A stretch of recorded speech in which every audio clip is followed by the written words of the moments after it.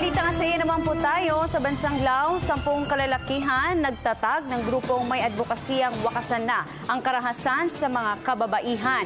Ito ang mga ASEAN na detalye mula sa aming kasama Elizabeth Kachim.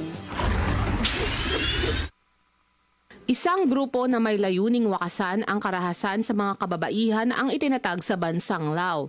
Ang CARE International, isang non-government organization, ang siyang nagtatag ng grupong tinaguriang Stand Up, Speaking Out na kinabibilangan ng 10 kalalakihang may matinding hangaring matigil na ang karahasan sa mga kababaihan.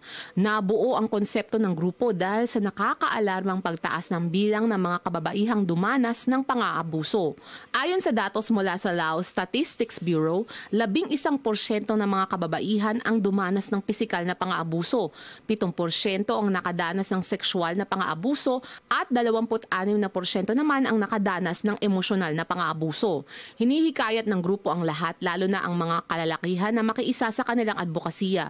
At para mapalawig pa ang kaalaman ng publiko dito, isang video ang kanilang ginawa.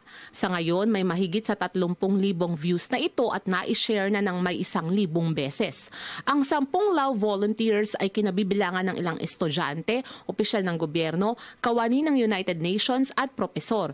Dahil sa kanilang matinding kampanya, inaasahang dadami pa ang sasali sa kanilang krusada para tuluyan ng matuldukan ang karahasan sa mga kababaihan. Para sa Telebisyon ng Bayan, Elizabeth Kachim.